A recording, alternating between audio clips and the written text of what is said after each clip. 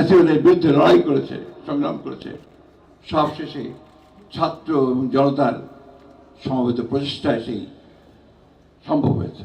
সেই বাসযোগ্য দেশ তৈরি করার জন্য আমরা সবাই যেন কাজ করতে পারি।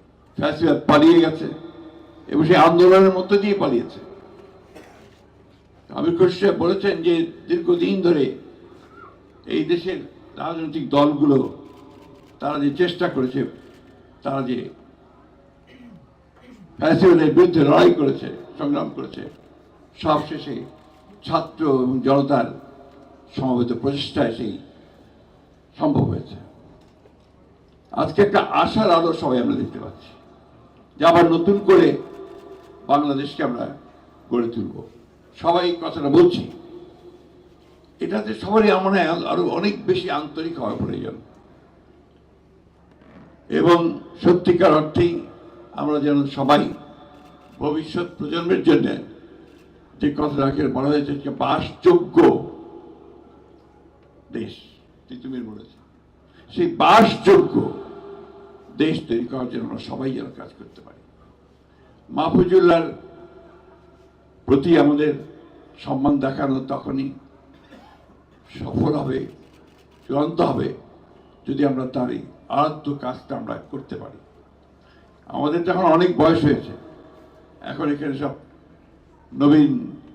নবীনেরা আছেন, তরুণেরা আছেন, তার দেশকে নতুন করে চিন্তা করছেন। সেই চিন্তার মধ্যে কিন্তু সবসময় একটা জিনিস আমার কাছে মনে হয় যে কথাটা মনে রাখা সকলের দরকার, যে মাহবুবুল্লাহর যে কন্ট্রিবিউশন অথবা তারও আগে এই দেশকে সুন্দর করার জন্য যাদের অবদান, সেই অবদানগুলোকে যেন আমরা কখনোই ভুলে না যাই। কারণ এদের কাজের উপরে কিন্তু আমরা দাঁড়িয়ে আছি এবং আজকে যে সামনের দিকে এগুচ্ছি সেদিকে এগিয়ে যাওয়া দরকার। অত্যন্ত প্রগতিশীল মানুষ ছিলেন মাহফুজুল্লাহ এবং কালোকে কালো বলতে দ্বিধা করতেন না, সাদাকে সাদা বলতে দ্বিধা করতেন না। এবং যে কথাটা এখানে অনেকে বলেছেন যে তার যে তর্ক সেখানে তিনি অত্যন্ত সাবলীলভাবে তার বক্তব্যটুকু এমনভাবে উপস্থাপন করার সক্ষমতা যা ছিল যে সেখানে প্রতিপক্ষ সেখানে নিঃসন্দেহে পরাজিত হতো।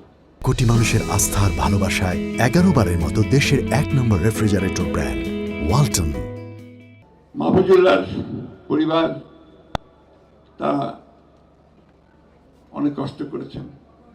যে কথাটা কিছুক্ষণ আগে একজন বলেছিলেন যে আজকালকার সাংবাদিকেরা অনেকেই, আমি সকলের কথা বলি না, অনেকেই তারা তো নিজেদের আখের গোছানোর জন্য আপনার দালালি করে। কথাটা ভালো হয় না, হলো না, তারপরেও কথাটা বলতে হলো এবং বাড়ি ঘর প্লট সব জোগাড় করে। মাহফুজুল্লাহর কিছুই ছিল না। মাহফুজুল্লাহ চিকিৎসার জন্য তার পরিবারকে, তার বন্ধুদেরকে অন্যের কাছে হাত পাততে হয়েছে।